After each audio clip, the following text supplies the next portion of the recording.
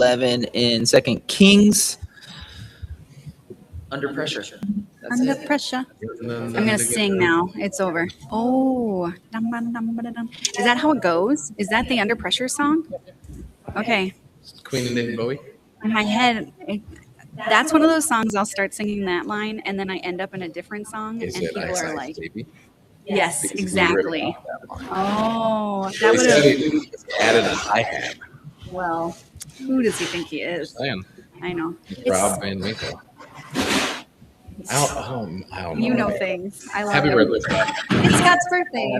Birthday. You gotta sing it faster. Happy birthday to you. Scott. No, nothing? No, You don't wanna sing it? well, if you're gonna sing it, you gotta sing it higher. I could. I don't want to. I did that for a line. We have a practice at Camden. I look at everybody when we sing happy birthday because happy birthday is notoriously slow, and I don't understand why. It's a happy song. It's supposed to be because it's like happy birthday. So I'm like, okay, we're not doing it slow. This is a celebration. So we count. I'm like 1, 2, 3, and then we sing it fast because That's good. if it's slow, Count it in. I do because I want us to be joyful when we sing happy birthday. That's a good one. That's all I got for the podcast today. That's it. Thanks for having that. I suppose you want to be a little bit slower if you're trying to coordinate a large group of people who aren't necessarily all good at singing. Maybe that's why you go faster, actually. That's what you're going for, I think. I don't mind a group of people singing joyfully and terribly at the same time I for mind. a short I mind. period of time. Daniel's with us. This is Daniel Swanson. He, if you're watching, he is D-Swan for short. D-Swan, that's what we call him. If you're watching, he's kind of in the shadows over What's your middle there. name? Glenn. I want it to be a J. DJ Swan. Oh, But I can use Dang Swan. oh, That's good. that's Thanks, not bad. Juan. Thanks. Yeah, that was my username at school. That's funny. Daniel is speaking at Camden on Sunday. Cool.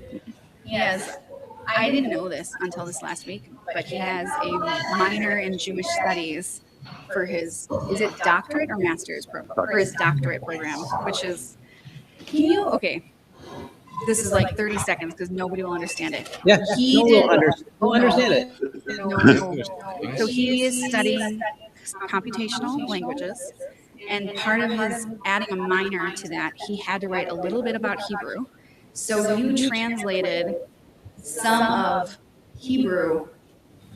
Tell me what it. He said to me there was 5,000 plus trees, and I thought he meant literal trees for a second, and then Yeah, I made 5,600 syntax trees of biblical Hebrew, which got me from the beginning of Genesis to the end of Deuteronomy.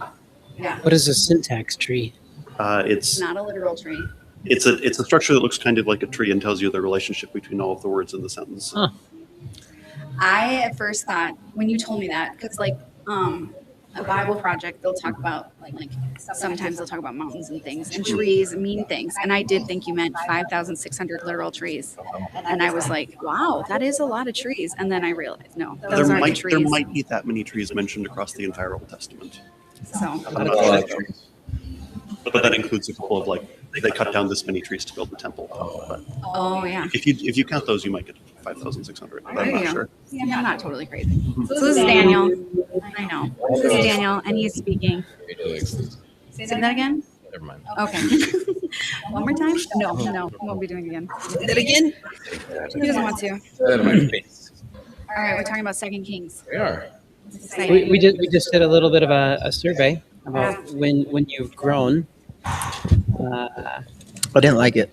So there's No. on here Did there you don't are grow, or- there are 14 moments I didn't mean it. that would be typically thought of as probably challenging, Mm. ranging from middle school to moving to failing, something that you're really trying hard to do. And so, did you? What did you score? Anything you scored high on or low on? I had thoughts. I scored kind of low after a bad haircut, although maybe that's not true. I might have some growth opportunity because you have to figure out how you're going to go into public with that terrible I haircut. scored high after a bad haircut. Really? I had a bad haircut. I've had Well, some you- bad haircuts. You I grew. you have curly hair, which can be complicated, Yes. right? Is that where is it long? It was very long, and the lady I started to come through it, and curly hair gets knots sometimes. So she's like, "Oh, I haven't done a lot of curly hair. I'm gonna call my friend in." So her friend came, and her friend goes, "Oh, yeah, you can't do anything with this," and just snipped it at 1/2 inch, and she had to bring the rest of it down to that spot. Oh. I found out later. Y'all are gonna love this. Found out later that her friend was a poodle groomer. Not a hair cutter. No. She's like, well, these knots are too I'm gonna much because I can't get through the poodle. Was livid. I would have been. Did she hang on? Let me run to PetSmart and get my clippers. No, Whoa. but it was the shortest my hair has ever been. That's Shorter than now? Yeah, because she went to she took a chunk at 1/2 inch, and then Wow. they had to level it all out, or it was gonna look weird. And did it look weird? No, well, it looked short. And so how did you grow during that?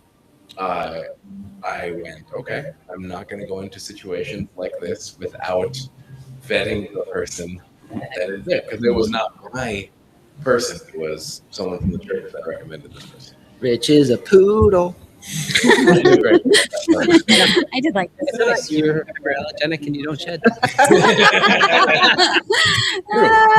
What I learned from a bad haircut was, Mom will be annoyed if I cut my own hair. Oh, yeah. This is all that I learned. Does your mom, will she cut it? Yeah. Okay. And then she does a better job or not? Well, she can actually see what she's doing. Got it. So if you did your own, like, did you grow from that? I learned a piece of information. Mm-hmm. I like it. I was looking at all of it in like emotional growth. And I think I figured, like, I was looking at it and I was like, some of these are really hard. And I feel like there's sometimes when it's so hard, you either grow or you get a little bitter. And like, there's definitely, I don't know. I feel like I'm a little precious. Like, I feel like sometimes, I mean, you guys are saying you laugh. Explain that a I know little I'm more? going to. I was getting there. But like when things are like if somebody's a giant jerk, I may grow, but it doesn't really, I don't know if it's the right kind of grow. And I also think it's like it's harder for me to grow in those moments when somebody is like, yeah. So like middle school I'd say I grew, but I also have a lot of feelings because middle school was not my favorite season. But I think part of the point of all this is that I think it points out the complexity of knowing what is growth, yeah, and also that there's a wide variation, like what you learn from a bad haircut may be a personal skill, and what you learn from an incredible failure might be a tactical skill. It's like it's really hard to predict or understand. I think it's really hard to measure. Such a challenging thing. I agree. I marked middle school the highest in it's the longest span of time, but also I was the most different from beginning to end of all the things on this Oh, list. that's true, huh? Middle school is like when you think of it that way, like you grow a ton from, I guess it's 6th grade now, 6th grade to 9th grade, or my kids started in 5th grade. Yeah, there's a ton of growth. That's a whole nother measure, is like the change from beginning to end, because I wasn't even necessarily thinking about that at all. Puberty. Puberty. Oh my goodness. I don't want to do that ever again. I think you do that in old age though. Did you get like reverse puberty? Yeah, in old that's age? what I was gonna say. Never mind. I guess we get to. Rich, Oh. do you want to talk about our changing bodies? Let me see. Greg When is you get dying. older, Greg just reminded us that people would listen to this. I did have another moment just this past week. Was coaching a person that lives in the East Coast. I'm assuming he's not listening now because he just had a baby, but he goes, I love listening to your podcast. Give him a shout out.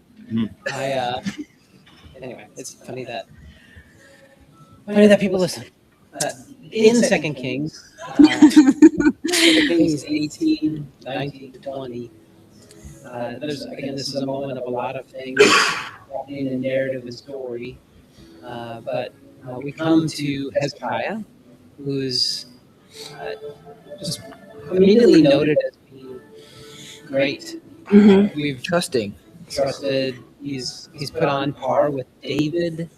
And now, to be fair, David had issues. It wasn't that this isn't a declaration that David was perfect or anything, but Hezekiah was a good king. He is doing good things. He's a king of the southern kingdom, which is Judah, and so he has some experiences, as they all do. But he's committed to the following the worshiping of God.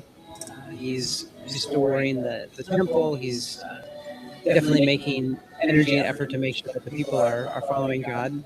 They have victory over Assyria. So Assyria, who's been an attacker of Israel, the northern kingdom, is now it's your turn, Judah.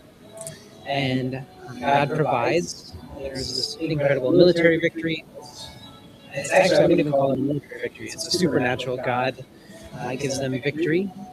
And after that, he has a moment where he's healed from an illness that he thinks is going to take his life. He has a moment of healing, and it's like this repetition of good, and then it's like there's no comma in this narrative in the story. Just there's right into this moment of from these victories, these accolades, these good king moments. All of a sudden, the Babylonians come, and he has a moment of pride and insecurity showing, and he almost, it feels like unknowingly, he shows everything that Judah has to the Babylonians. Yeah. And then the follow-up is like, what did you show them? What did you do? What did you do? Yeah. Oh no, what did you do? And in essence, it was sharing resources, showing resources to an enemy. But it seems like such a, here's a moment where it's like, well, this is a no big deal moment. It feels like naivety. Like he's just like, because he first, before this, he was sick and going to die. And he was like, and the prophet said, you're going to die. And he was like, remind the Lord all that I've done. And all of a sudden his life is extended. Yeah. And then the Babylonian king sends him a gift saying, hey, I heard you were sick. Yeah. And he sends him a gift. And like, there's an envoy coming with a gift. And it's like in my head, I go, he thought they were friends. So he was like, let me show you these. I'm doing better. Let me give you a tour. You know, it feels Since so, you're here. like while you're here, let's just give you a tour. But it feels so naive. Like, I know it's probably pride and insecurity, but it feels really naive. Like, it hurts me to watch it. Because I'm like, how did you get in trouble for being so stupid? Like, you just were stupid. And a good window into what was happening internally in him is that there's a declaration that there's going to be consequences to this. And then, but it won't happen to you. It's going to be the generations of the future. And Hezekiah shows his true whatever character. I guess he goes, oh, that's all right. As long as it doesn't it's not me. As long as it doesn't affect me. Dummy. I just think that even thinking of this survey, I think is part of like the heart of just bringing this to this is that many moments, for sure, middle school is a good one. You're in the middle school and you go, I brought a lot of naivety to middle school. Yeah, and there were consequences. You don't necessarily know even when something is a hardship or a challenge Right. while it's happening. And I think that here Hezekiah is, again, I was sick, I'm not sick anymore, thanks for this gift. And that consequence to showing insecurity to the potential enemy, long lasting. It hurts at the beginning of his story how much he's like, this guy's the best. He's so much like David. He does all these great things. And at the very end, like, he's like, well, as long as it doesn't happen to me. Like, I think I struggle with this in modern day. And Greg and I talked a little bit about it on Tuesday. Like, I remember working with somebody who I loved, but he spent like an hour of prayer every day, which is great and important. And he also like was kind of hard on the community around him and kind of missed some really important things and he was older, but like he missed important things that were happening around him. And I just like, it hurts me and it's confusing to me. Is like, you spend an hour in prayer every day. Are you listening for God's voice? Or like, what does this look like? Because I feel like if I'm doing that, like my character should grow. Like I feel like at the end of life, this is like he was in a king for 55 years, right? I think it was 55 years. So from the beginning when he was wonderful, and like this was written afterwards, so like they thought of him as this great king, and then at the end of his life to be selfish and not really care about the next generation it's really confusing to me and frustrating, and I don't understand how, like, I just want to grow in, maybe I just want to grow in character as I get older. But I also don't understand if you're seen as a great king, or if like you're somebody in modern context that's spending that amount of time in prayer, like how are you not growing? It's definitely an option. I mean, an answer. Maybe he was. Yeah. You don't really know. I think it's always easier to judge other people's ups and downs, and This text really unapologetically comes with the tone of retrospect. Mhm. This is, again, the initial readers, if you're living in exile in Babylon, like there definitely would be, as you're reading this story, and he let the Babylonians see all of their resources. Yeah. Right. Yeah. And so, And But didn't care about it's- the next generation. The hard part, though, is like if you put yourself in Hezekiah's shoes, that was the logical thing. Yeah. Like they came for you to. They brought a gift. You're afraid of the Assyrians. Of course, it makes sense. You would want to make friends with the enemies of your enemies. All these things, like so many things. You like what is so normal, and I think that's part of the story. Is like what is so normal, but done in the wrong posture. That in 20 years, Mhm. when you go, how did I get here? You look back and you go, oh, that moment that I thought was nothing was actually Was something. actually really big. Oof. yeah, there's That's a painful too. lot of responsibility in that. And Well, I think one response could be I don't want to do that, so I have to control everything, but it's really about a posture of dependence on God. Yeah. Of like Hezekiah went from fear to this moment of pride and everywhere in between, but was really giving up the faith and dependence that he had on God earlier in his story. Mhm. And so I don't think it's necessarily saying X, Y, and Z. Like it's not making a bullet point list of things to do or not to do. It's saying, hey, when you're living life, like what actually matters is what's in your heart, what you're doing these things out of. If you were one of the people in exile and you're reading this, and the story starts with, this is a great king. He was like David. He's wonderful and all of this.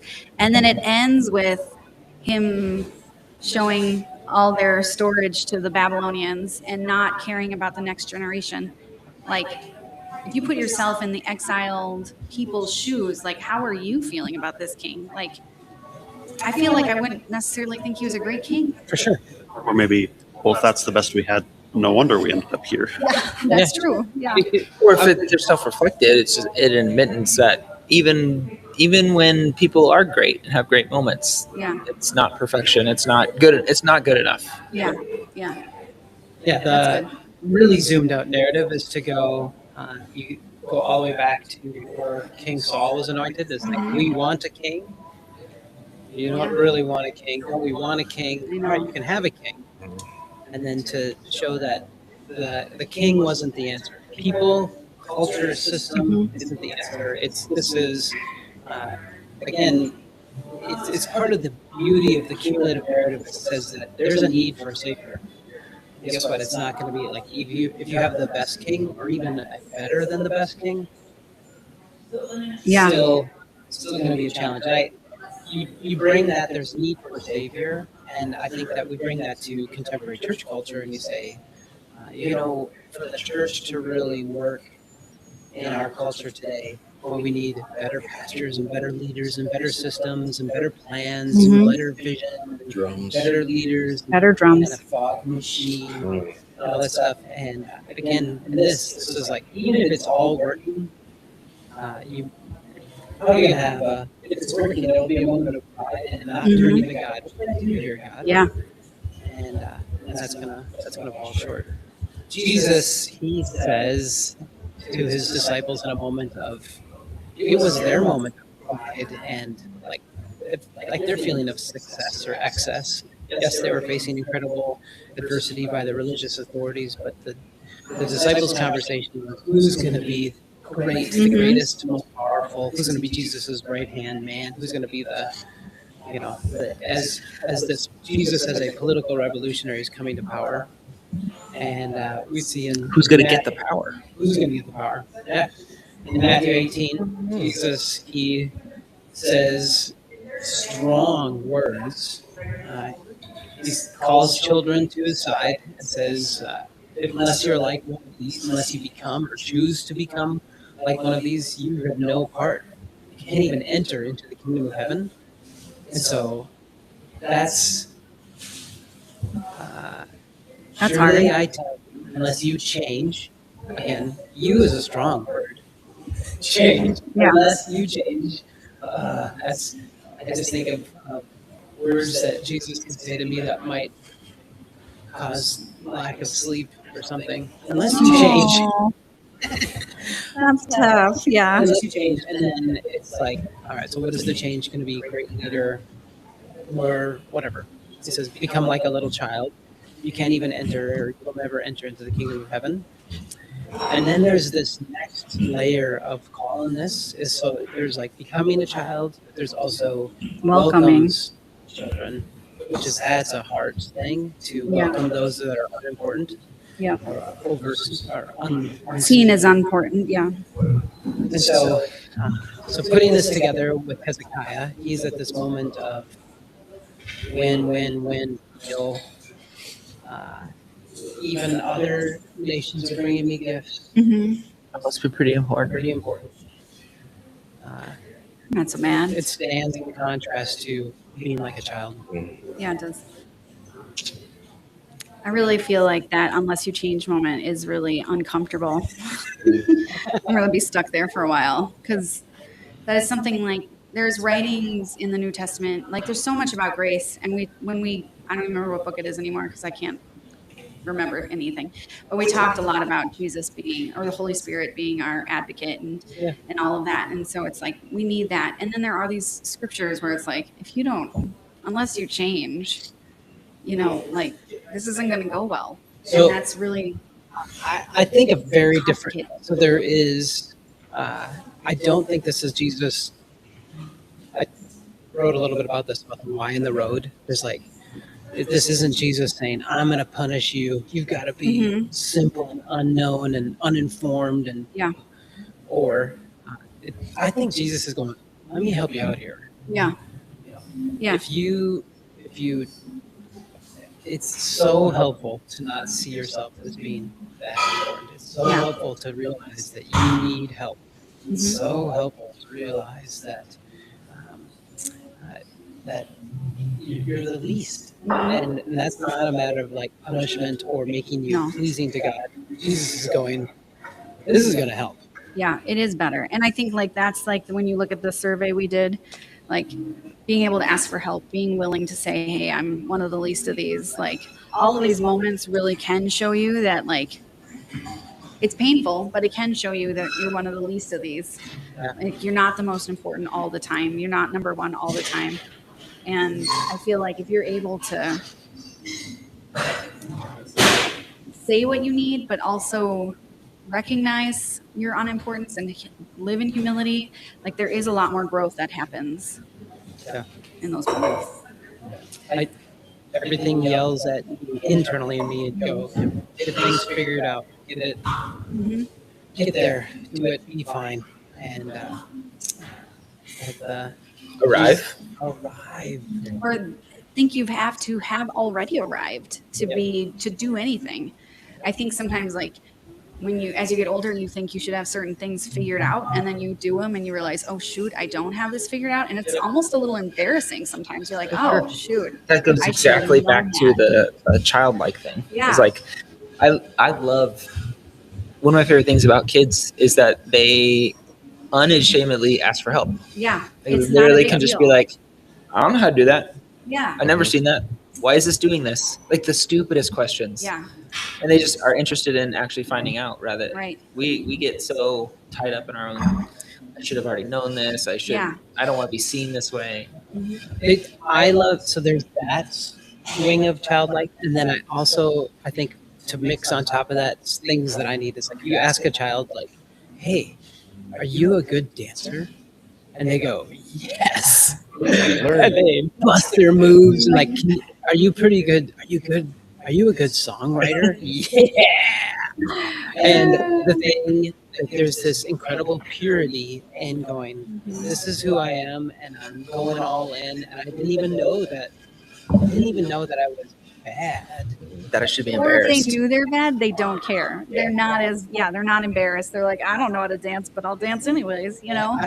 And I've also heard I've heard a lot of people say that there was a moment in life where somebody said, oh, I remember when Mhm. so-and-so said that I'm a bad singer. Yeah. And something is really lost in that. And so to become childlike, where you go, I'm pretty helpless. I can't make it without mom and dad. I can't make it without things being provided for me. And it doesn't mean that I'm worthless. Yeah. Pretty incredible. I like it. Danielle, what else are you processing? I just remembering something I saw once where someone said, imagine how much easier it would be to like learn a language if you weren't afraid to just wander into a room and say "gua" and let people correct you. What a little child does. Yeah.